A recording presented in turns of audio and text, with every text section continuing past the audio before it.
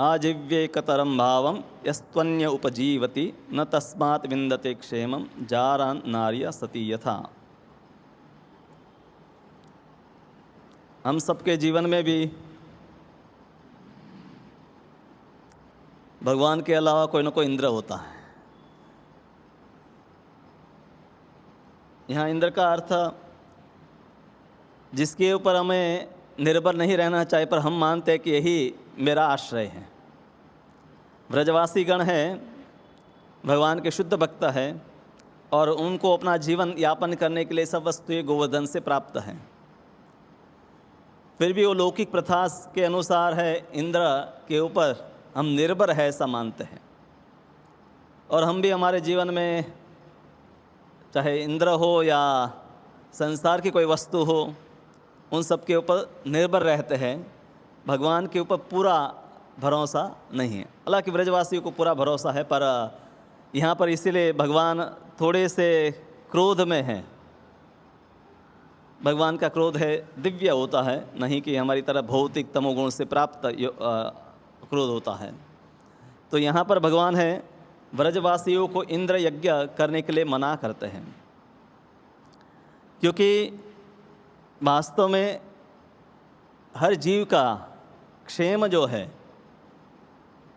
या उसका कल्याण है, योग क्षेम वहामि अहम, योग और क्षेम, तो हमारा कल्याण या हमारा भरण पोषण भक्ति में एक प्रमुख वस्तु होती है कि हम ये जाने कि भगवान ही हमारा क्षेम करने वाले हैं। जब तक ये भावना संसार के किसी व्यक्ति में या किसी देवता में जब तक रहती है, तब तक हम भगवान की पूर्ण शरणागति लेने में झिझकते हैं। हमें लगता है कि अगर भगवान की पूर्ण शरणागति ले ले और भगवान कभी हमारा निर्वाह न करे तो क्या होगा मेरा। इसलिए मैं अपना दूसरे भी सब व्यवस्था करके रखता हूँ, इन केस कि मेरी प्रार्थना भगवान न सुने और दूसरी व्यवस्था हो तो कोई तकलीफ़ नहीं पड़ेगी। तो भौतिक संसार में जो भक्त नहीं हैं, वो सब तो भगवान के बारे में उनकी जो धारणा है वो अल्प मात्रा में है कि भगवान फैक्टर भी हमारे जीवन में है तो कम से कम ठीक है, कुछ सुख शांति, मन की शांति प्राप्त होगी। पर अधिकतर वो अपने जीवन में उन भौतिक वस्तुओं के ऊपर ही आश्रित रहते हैं जो इस संसार में पक्की नहीं है। जैसे हम सब नौकरी, काफ़ी सारे है नौकरी के ऊपर निर्भर है। सरकारी नौकरी के अलावा बाकी सारी नौकरी तो कभी भी आजकल तो होता है कि ऑफिस गए और पता चला कि ऑफिस बंद हो गई, क्योंकि सबको नौकरी से निकाल दिया। तो नौकरी के लिए या व्यक्ति अपना सुखी जीवन बनाने के लिए कि मैं अच्छी जगह पर इन्वेस्टमेंट करके रखूँगा, अच्छी अच्छी पॉलिसी लेकर रखूँगा, तो मेरा जीवन है सुरक्षित रहेगा। तो उस प्रकार से भौतिकवादी व्यक्ति जो है, उनके लिए भगवान की शरणागति का ज़्यादा विचार नहीं होता है। वो भगवान को मानते भी हैं, इसलिए मानते हैं कि ठीक है, भगवान जैसी कोई वस्तु अगर जीवन में होगी तो कभी कभी मंदिर जाएंगे, कभी भोगने में कुछ दिक्कतें आएगी तो उनको कुछ प्रार्थना कर लेंगे, या इस प्रकार से मन को एक शांति मिलेगी। और अगर हम थोड़ी भक्ति करते हैं और इनके हमारी भक्ति इतनी प्रबल तो है नहीं, तो इसीलिए हमें दूसरी व्यवस्था भी अपनी करनी चाहिए। और इस प्रकार से ऐसे जो भक्त है, एक तो पूरे जो भौतिकवादी है वो तो भगवान को मानते हैं सिर्फ मानने के लिए, पर उनके लिए जीवन में उनकी शरणागति का कोई विचार नहीं होता है। या कनिष्ठ व्यक्ति जो है वो भगवान के ऊपर भी निर्भर है, पर ज़्यादा वो निर्भर है भौतिक वस्तुओं के ऊपर। तो कई बार है व्यक्ति है कहता तो है कि मैं भगवान के ऊपर ही निर्भर हूँ, पर वो गुप्त रूप से कहीं ना कहीं इन भौतिक वस्तुओं के ऊपर ही निर्भर होता है। तो इसको भगवान है भगवद गीता में भी कई बार बताए हैं भक्ति अव्यभिचारिणी। 4 नियमों में एक नियम है व्यभिचार। तो एक स्थूल नियम है कि जिसमें अवैध संग नहीं करना, इसके ऊपर भार दिया जाता है। और जब भक्त है जीवन जीने लगता है वैदिक संस्कृति के अनुसार, फिर दूसरे प्रकार का व्यभिचार है उसका विचार करना चाहे। और भगवान इसको भगवद गीता में चेतावनी देते कि मेरी भक्ति जो है अव्यभिचारी होनी चाहिए।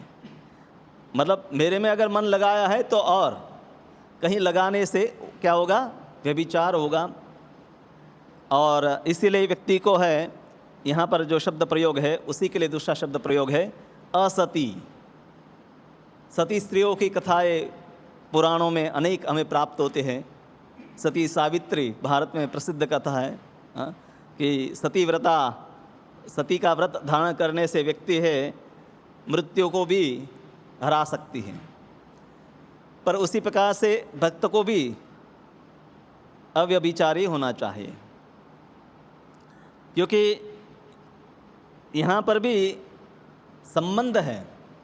जैसे यहाँ जो उदाहरण है, न तस्मात् विंदते क्षेमम जारान नार्य सती यथा।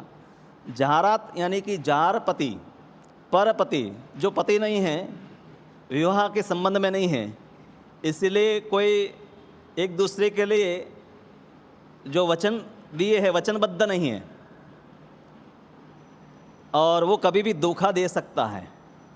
क्योंकि ऐसा जार व्यक्ति है, वो हो सकता है वो एक नहीं एक से अधिक लोगों के साथ भी संबंध रखता हो। हम देखते हैं भर्तृहरि के जीवन में कि भर्तृहरि को एक बार एक साधु एक फल, आम का फल लेकर जाता है कि ये आम का फल आप खाएंगे राजा तो आप नित्य यौवन अवस्था में रहेंगे।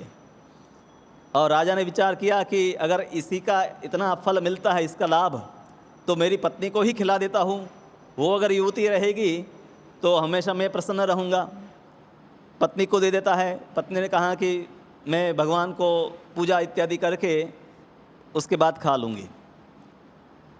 कई दिन बीत गए, राजा ने पूछा तो कहा कि मैंने फल खा लिया।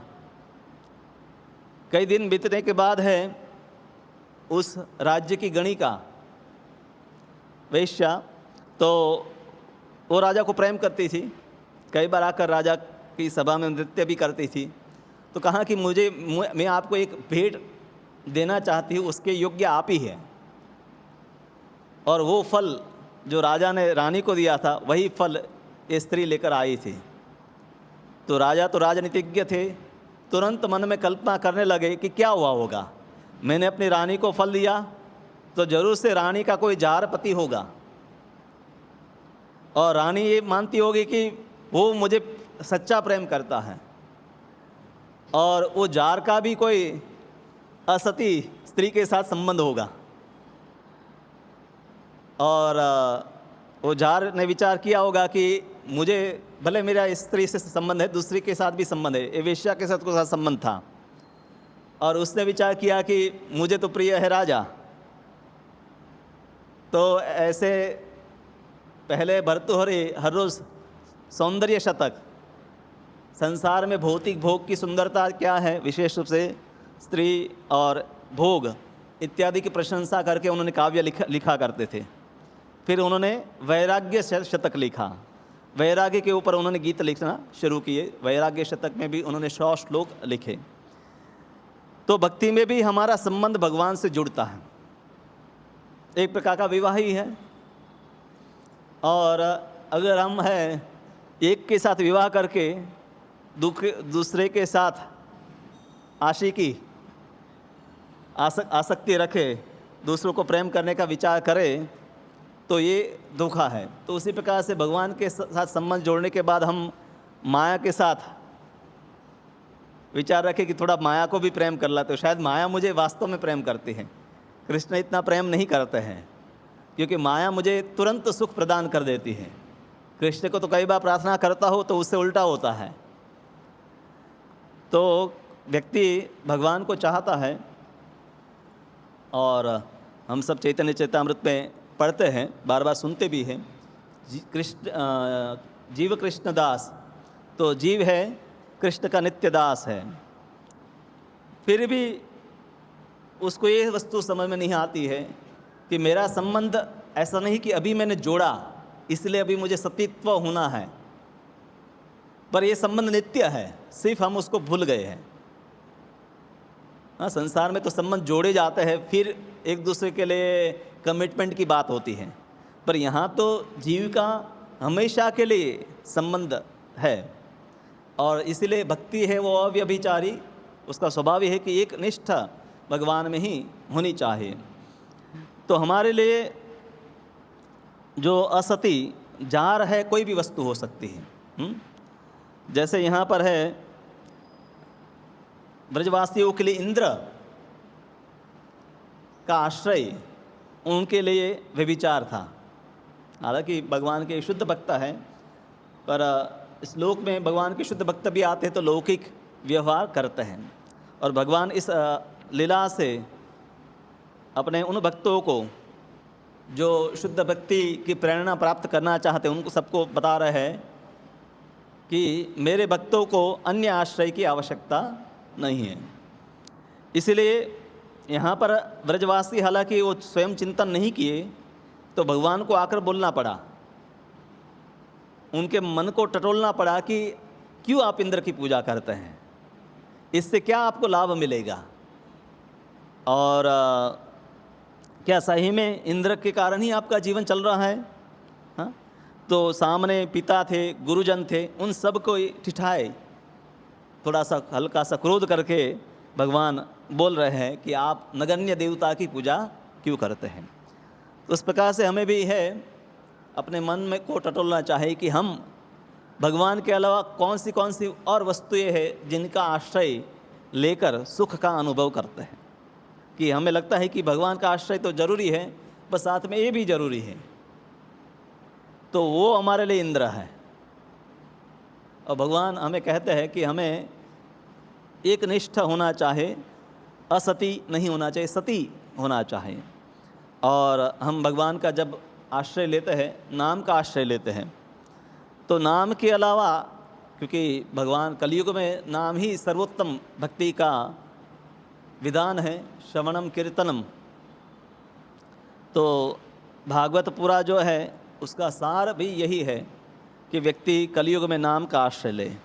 तो नाम के अलावा भी अन्य शास्त्रों में मार्ग बताए गए हैं, पर ये मार्ग उन लोगों के लिए है कि जो अभी सती क्या है वो नहीं जानते हैं, अभी शुद्ध भक्त के संग को प्राप्त नहीं किए हैं, तो उनके लिए अब उनकी स्थिति को देखकर भगवान ने उनको कर्मकांड का मार्ग दिया, ज्ञान कांड का मार्ग दिया, योग कांड का मार्ग दिया। तो विभिन्न मार्ग उनके लिए है, क्योंकि वो अभी भी शुद्ध भक्तों का संग प्राप्त नहीं किए, शुद्ध भक्ति का महत्व नहीं समझे। और इसलिए भक्त को शुद्ध भक्ति में जब प्रवेश करता है, ज्ञान कर्मादि अनावृतम, ज्ञान और कर्म जो सकाम कर्म है और तर्क वितर्क युक्त जो ज्ञान है उसका आश्रय न लेकर भक्ति युक्त जो कर्म है और भक्ति का ज्ञान है उसका आश्रय लेना। भक्ति में हम कर्म बंद नहीं कर देते हैं, पर सकाम कर्म बंद कर देते हैं, पर भगवान के लिए जो कर्म है, भगवद गीता का 3 और 5वां अध्याय प्रभुपाद जी दोनों का शीर्षक देख, कर्मयोग, कर्मयोग कृष्ण भावना भावित कर्म। तो कृष्ण भावना भावित कर्म है उसका भक्ति में स्थान है, भक्ति युक्त जो ज्ञान है उसका भक्ति में स्थान है। इसलिए जो आवरण है, गलत आवरण है, वो हटाना है। सकाम कर्म और स्पेकुलेटिव नॉलेज यानी कि तर्क वितर्क वाला ज्ञान जो है उस आवरण से भक्ति ढक जाएगी, पर शुद्ध जो कर्म है, भगवान को प्रसन्न करने के लिए जो कर्म है और भगवान की भक्ति की ओर ले जाने वाला जो ज्ञान है, ऐसा कर्म जो है ढकता नहीं है, अनावृतम, तो वो आवरण है भक्ति को नहीं ढकता है। तो इसीलिए भक्ति में कई बार कोई विचार कर लेता है कि देख लिए यहाँ बता दिया भगवान ने कि भक्ति में ज्ञान की भी आवश्यकता नहीं है, तो ये सब शास्त्र पढ़ना, इसको सुनना, गीता भागवत इत्यादि ठीक है, नए व्यक्ति है पढ़ते हैं। एक बार मैंने कीर्तन करना प्रारंभ किया तो मुझे इन ग्रंथों को पढ़ने की, सत्संग की इत्यादि की आवश्यकता नहीं है।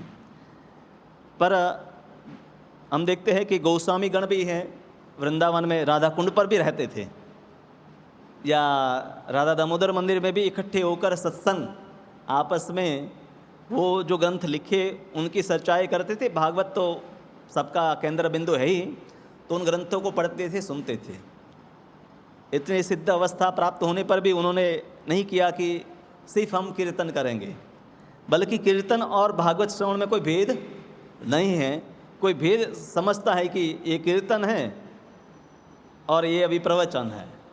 हाँ, कभी कभी वक्ता विचार करता है कि अभी प्रवचन हो गया, अब कीर्तन, प्रवचन ही कीर्तन है। अलग अलग प्रकार है, जिसमें कीर्तन है उसमें सभी भक्त है, गाते हैं, और प्रवचन में कोई एक बोलता है, दूसरे सुनते हैं, वो प्रश्न करते हैं, बारी बारी होता है। कीर्तन में भी ऐसे बारी बारी होता है। तो दोनों कीर्तन के ही, श्रवण कीर्तन के ही विभिन्न तरीके हैं। अकेले जब हम करते हैं तो उसको माला जप कहते हैं, सब साथ में मिलकर कहते हैं तो उसको संकीर्तन कहते हैं। साथ में बैठकर जब एक पुस्तक लेकर उसमें से कुछ श्लोक है, उसमें से भगवान के नाम, रूप, गुण, लीला इत्यादि के बारे में सुनते हैं, तब उनको हम प्रवचन कर कहते हैं। तो भक्ति के ही विभिन्न अंग हैं।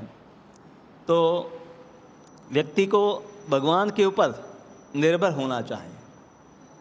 ब्रजवासियों को भगवान के इन शब्दों से पूरा विश्वास आ गया, और ऐसे अनेक उदाहरण हैं।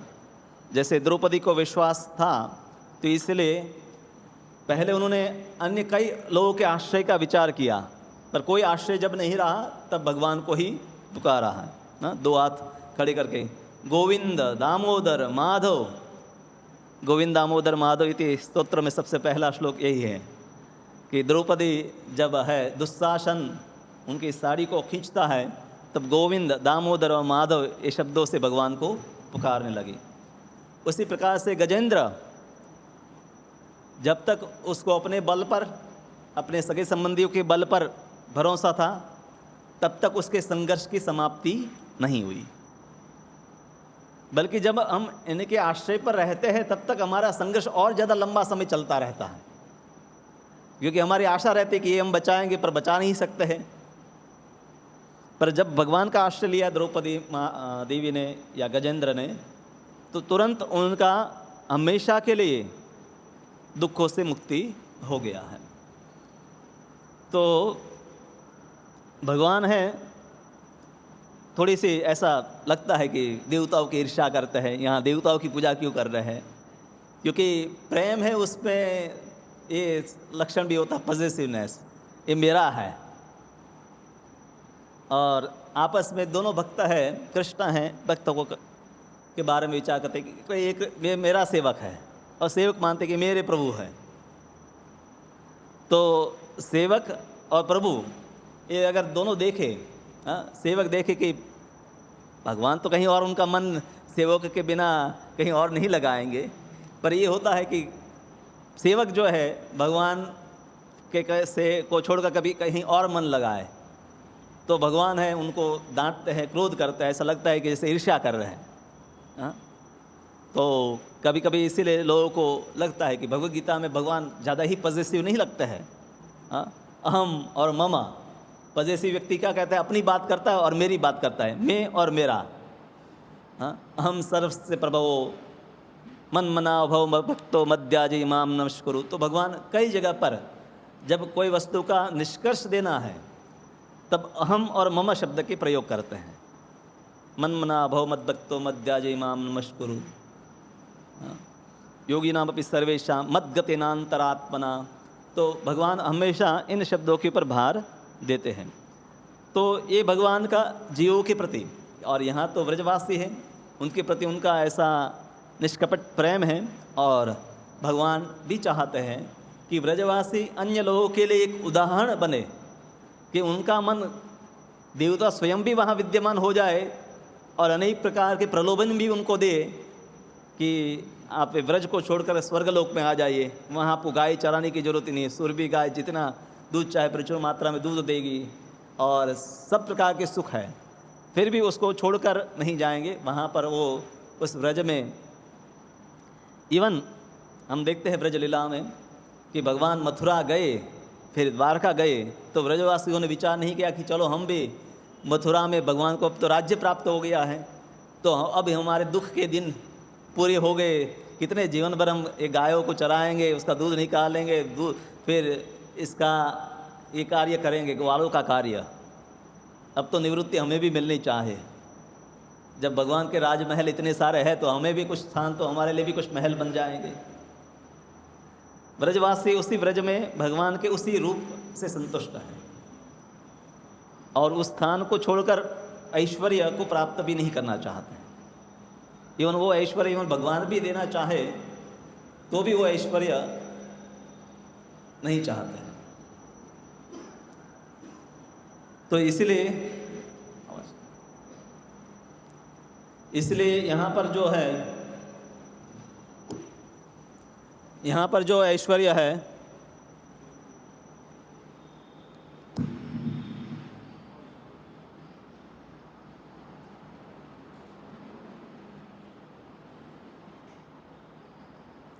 इंद्र से उनकी आशा है कि इंद्र उनको कुछ ऐश्वर्य प्रदान करे।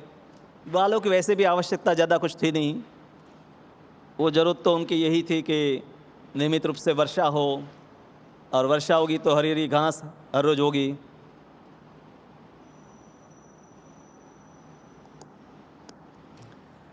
तो उस प्रकार से उनकी आवश्यकता तो वैसे भी सामान्य थी, और उस सामान्य आवश्यकताओं के लिए गोवर्धन ही उनको सब वस्तु प्रदान करता था।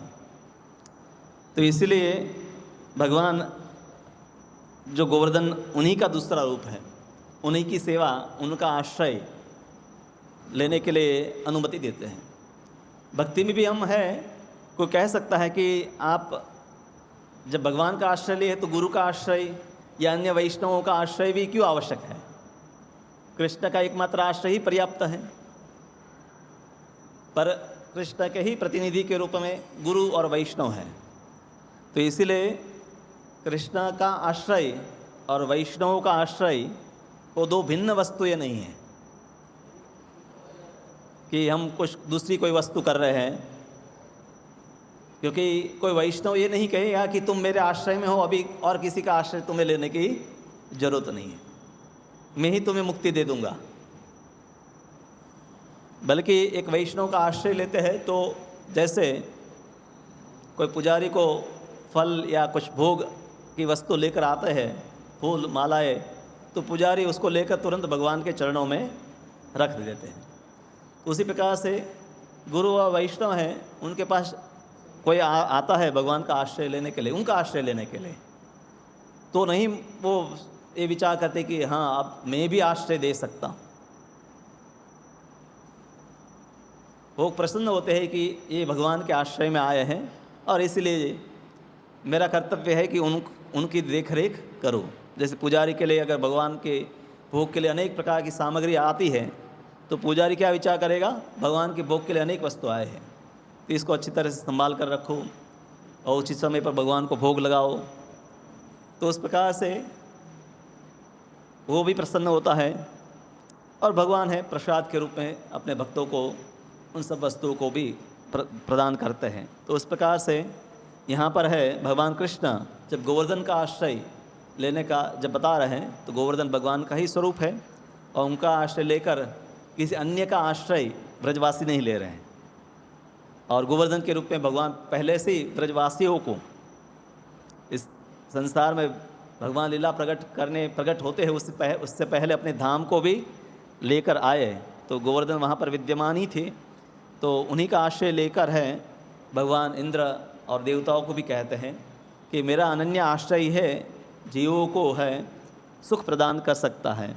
और इस प्रकार से जीवन निर्वाह के लिए भाव आजीव्य कतरम भावम, एक ही भाव होना चाहे कि कृष्ण ही मेरे आश्रय हैं, अन्य कोई मेरा आश्रय है, इस प्रकार का भाव जो है वो असती का भाव है, दुष्टा स्त्री का भाव है। तो उस प्रकार से करने से व्यक्ति को लगेगा कि एक मुझे क्षेम या मेरा कल्याण इससे हो रहा है, पर असल में उसका लाभ नहीं मिलेगा। और ऐसे उदाहरण हम संसार में देखते ही हैं कि व्यक्ति जब इस प्रकार से किसी पर पति को अपनाती है या पर स्त्री को अपनाता है कोई व्यक्ति, तो कुछ समय के उसको लाभ मिलता है, पर जैसे ही उसमें कुछ आवश्यकताएं पूरी नहीं होती है तो अलग वो लोग हो जाते हैं। और वहाँ तो अग्नि के सामने, सगे संबंधियों के सामने, ब्राह्मण के सामने कोई प्रतिज्ञा नहीं ली थी, इसलिए व्यक्ति को लगता भी नहीं कि मुझे ऐसे संबंध में वचनबद्ध होने की आवश्यकता है, आसानी से लोग छोड़ देते हैं।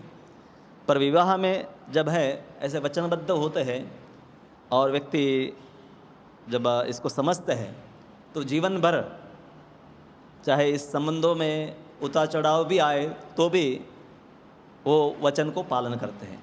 तो उसी प्रकार से भक्त है, भगवान के साथ है, उनका संबंध है, और दीक्षा के समय पर ऐसे वचन जीव है वो लेता है और गुरु उनको भगवान के आश्रय में सौंपता है, उनको आश्रय प्रदान करते हैं भगवान के चरणों कमलों का। तो भगवान तो अच्युत है, वो कभी भी जीव को छोड़ते नहीं हैं कि ये जीव है भक्ति नहीं कर रहा है, इसको मैं त्याग देता हूँ। वस्तु हमारे ऊपर निर्भर है, हम कभी कभी ऐसे वचनबद्ध होने के बावजूद भी है कई बार ऐसे वचन को त्याग देते हैं। तो इसलिए यहाँ पर भगवान स्वयं है ब्रजवासियों के माध्यम से हमें सिखा रहे हैं कि हमें अपने वचनों में प्रतिबद्ध होना चाहिए और उनका आश्रय भगवान का हमेशा रखेंगे तो निश्चित रूप से हम सुखी होंगे। चाहे भक्ति के जीवन में अनेक प्रकार के दुख का अनुभव करें, अनेक प्रकार के कष्ट संसार में आए, तो भी ये हमने जब वचन दिया था तो उसमें ये कंडीशन नहीं रखी थी कि मैं 16 माला करूँगा जब तक मेरा स्वास्थ्य अच्छा होगा या जब तक मुझे पैसे की तकलीफ नहीं होगी। हाँ, हमने वो सब अलग अलग प्रकार की शर्तें नहीं रखी थी। बिना कोई शर्त के हम शरणागत होते हैं। तो इसीलिए व्यक्ति को जीवन भर है ऐसे वचन का पालन करने के लिए है प्रतिबद्ध होना चाहिए, और इस प्रकार से भगवान की कृपा क्षेम को, वास्तव में योगक्षेम वहाम्यह, भगवान ही जो वस्तु है उसका रक्षण करते हैं और जो वस्तु की कमी है उसको देते हैं। तो ये विश्वास है भक्त का बना रहेगा। तो निश्चित रूप से भगवान तो अच्युत है, वो कभी भी अपने संबंधों में व्यवहार करने में चूक नहीं करते हैं। हम हो सकते कर सके क्योंकि हम भक्ति के मार्ग में क्रमिक रूप से आगे बढ़ रहे हैं, पर भगवान कभी भी अपने वचन को है त्यागते नहीं हैं। हरे कृष्ण। आपके कोई प्रश्न है तो पूछ सकते हैं। हाँ, राम गोविंद प्रभु।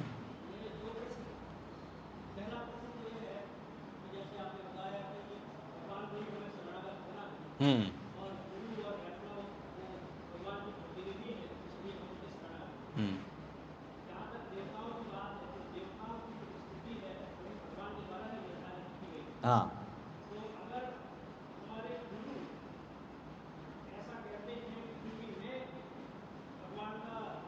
प्रतिनिधि हो। हाँ,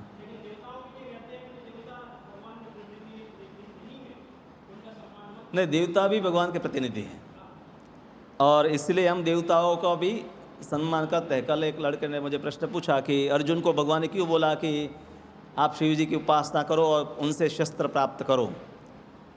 भगवान स्वयं सुदर्शन भी दे सकते थे अर्जुन को। तो यहाँ दोनों वस्तु है, भगवान ने देवताओं को जो स्थान दिया तो देवता भी आकांक्षा रखते हैं कि हम आपके भक्त भी हमें कभी कभी आए, हम उनको उनका इस प्रकार से सेवा करें कि उनको अपना बल प्रदान कर सके। और भगवान के भक्त जो है वो भी उनको सम्मान देते हैं कि वो भगवान के द्वारा नियुक्त इस पद के लिए, इस विशेष वस्तु के लिए नियुक्त किए गए हैं। तो इसीलिए भगवान ने जब आज्ञा की अर्जुन को तो उन्होंने शिव जी के लिए आराधना करके पाशुपतास्त्र प्राप्त किया। तो वहाँ पर स्पष्ट रूप से भगवान की आज्ञा है और अर्जुन के मन में कोई द्वंद्व नहीं है कि कोई भगवान से भिन्न और भी कोई शक्ति है। वो जानता है कि महादेव भी है, भगवान के ही स्वरूप है, पर उनका कार्य जो है बहुत ही जगत के संबंध में है। तो भक्ति, उनकी एकनिष्ठ भक्ति भगवान कृष्ण में ही है, पर भगवान की आज्ञा से वो उन देवताओं को भी सम्मान देते हैं और उन देवताओं के हृदय में भी वो भगवान के ही दर्शन करते हैं। जैसे एक साधु है, सभी जीवों को सम्मान देता है ये समझ कर कि सब में परमात्मा का निवास है, तो उस प्रकार से देवताओं के हृदय में भी परमात्मा का निवास है, तो उस परमात्मा के निवास को ही वो प्रणाम करता है। तो देवता जो भगवान के ऐसे शुद्ध भक्त हैं, उनको कोई भी मन में अस्पष्ट धारणा या नहीं है, उनको पता ही है कि विष्णु ही सर्वोत्तम है। पर संसार में जो जब गुरु हैं भक्तों को शिक्षा देते हैं, तब कई बार है कुछ वस्तुओं को वो व्यवहार में लागू करते हैं, क्योंकि कोई भक्त है कनिष्ठ अवस्था में होगा, कोई मध्यम अवस्था में होगा, तो ये खास करके कनिष्ठ जो भक्त है तो वो संबंध ज्ञान को स्पष्ट रूप से जानता नहीं है। तो संबंध ज्ञान को नहीं जानता है, तो इसीलिए उनको पहले नियम पूर्वक बताना पड़ता है कि तुम्हें इसी मंत्र का जप करना है, इसी मंदिर में जाना है। और जब वो परिपक्व हो जाए तो जैसे स्वयं चैतन्य महाप्रभु दक्षिण भारत में गए तो अनेक शिव मंदिर और दुर्गा के मंदिर जैसे मीनाक्षी मंदिर में भी गए, तो वहाँ जाकर ऐसा नहीं कि उनका मन कृष्ण से हट गया या अन्य किसी भक्त का भी ऐसे जाते हैं तो उससे वो विचलित हो जाएंगे। जैसे स्त्री है विवाह करके आई तो शुरुआत में उनका ये फोकस होना चाहिए कि पति की ही सेवा, पति में निष्ठा उसकी हो जाए। पति में निष्ठा उसकी हो गई तो पति के जितने और सगे संबंधी भी हैं उनका भी वो मान सम्मान करती है। तो ऐसा नहीं कि अब वो निष्ठा विभाजित हो जाएगी कि और भी पुरुष है तो चलो अब पति तो है पर और भी पुरुष है अब उनका मैं आश्रय ले लूँ। तो पति के संबंध में वो सबका सम्मान करती है पर निष्ठा उसकी पति में ही रहनी चाहे। उसमें अगर वो विचलित हो जाता है तो अगर पहले ही दिन आई जैसे आज के समय में होता है और विवाह करके आई आज और दूसरे दिन ऑफिस चले गए, सुबह 12 घंटे ऑफिस में रही और रात को 2-3 घंटे पति के साथ, तो लगातार ऐसा कई दिनों तक होता रहा तो पति से ज़्यादा वो अन्य पुरुषों को ज़्यादा जानती है, उनसे लगाव हो जाता है। तो वैदिक संस्कृति में इसलिए पूरी व्यवस्था है कि जब तक निष्ठा नहीं है तो उस प्रकार से शुरुआत में ही ऐसा नहीं कि व्यक्ति है अनेक मंदिर जाए और अनेक देवताओं का चित्र रखे, पूजन करे और ये आशा रखे कि वो एक निष्ठ हो जाए। तो शुरुआत में भक्त को एक निष्ठा होने के लिए नहीं है, तो इसीलिए इस नियम पूर्वक उनको बताया जाता है कि आपको इस मंदिर में जाना है, इस भगवान के स्वरूप की पूजा करनी, इस मंत्र का जप करना है। अन्यथा नारद जी जब शिवलोक में जाते तो शिव जी के गुणगान करते हैं, पर वो गुणगान करने में उनको कोई भ्रम उत्पन्न नहीं होता कि शिव जी स्वतंत्र ईश्वर है, ऐसा वो विचार नहीं आता है उनको। तो वो परिपक्व अवस्था में हो गए हैं तो वो कभी भी भ्रमित नहीं होंगे। पर हमारे जैसे जो कनिष्ठ हैं उनको अगर शुरुआत में ऐसी छूट दी होती तो उनकी निष्ठा होने में मार्ग में बहुत सारी बाधाएं रहती। दूसरा प्रश्न,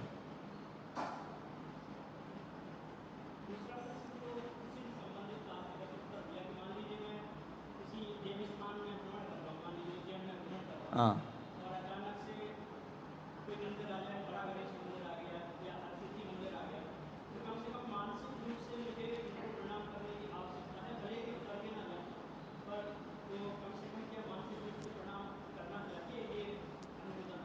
गौड़ी वैष्णव हैं वो सभी देवताओं को चाहे उसकी मंदिर की ध्वजा दिखे या कोई भी चिन्ह देखे तो तुरंत उसको मन से आदर करते हैं और तुरंत उसका भगवान के साथ संबंध देखते हैं। पूरा विभूति योग यही है ना, आप सूर्य चंद्र को भी देखो तब भी ये याद करो कि भगवान की आंखें हैं। तो जब देवता जो भगवान के प्रतीक है तो उनको देखकर तो भगवान कृष्ण का स्मरण आपको होगा ही। गणेश जी का मंदिर आए तो आप तुरंत आपको ब्रह्म संहिता का श्लोक आएगा कि कैसे गणेश जी है अपने सिर को भगवान के चरणों में रख कर है द्वंद्वे प्रणाम समय से गणादि राज, तो विघ्न हरने की शक्ति प्राप्त करते हैं। तो तुरंत जो भक्त है भक्ति में स्थित है वो तो भगवान देवताओं को देखकर ही भगवान का ही स्मरण करेगा। विशेष प्रयोजन करके भक्तों का आशय नहीं रहता है कि मैं अगर अमरनाथ नहीं गया तो मेरी भक्ति अधूरी है, ऐसा विचार उसको नहीं होना चाहिए। रास्ते में यात्रा हो रही है और उसमें आ गया स्थान तो वो ऐसे स्थान पर जाते हैं, दर्शन करते हैं। पर कभी कभी लोगों को ये लगता है कि जब तक मैंने ये सब भी वस्तुएं नहीं की तो मेरा कुछ अधूरा है। ये भावना भक्त ये ब्रज लीला में भी आता है, भागवत में नहीं परन्य कि ब्रजवासी है, चार धाम जाना चाहते थे और भगवान ने कहा कि यही चार धाम है, तो वहाँ देखा उन्होंने कि प्रयाग और बाकी धाम वहीं पर आकर आश्रय लिए है ब्रज का। तो वो समझ गए कि नहीं, हमें कहीं ब्रज को छोड़कर कहीं और जाने की ज़रूरत नहीं। और बाद में ब्रजवासी ब्रज को छोड़ करके द्वारका या मथुरा भी नहीं गए, जहाँ पर भगवान भी एवं विद्यमान थे। वहाँ तो द्वारका में अगर रहने जाते तो ऐसा तो नहीं कि देवताओं का आश्रय लेना था द्वारकाधीश, पर वो उस भाव में थे जो ब्रज का जो भाव है, रागात्मिका भक्त है, तो वो ऐश्वर्य भाव से इतने आकर्षित नहीं होते हैं। और कोई प्रश्न?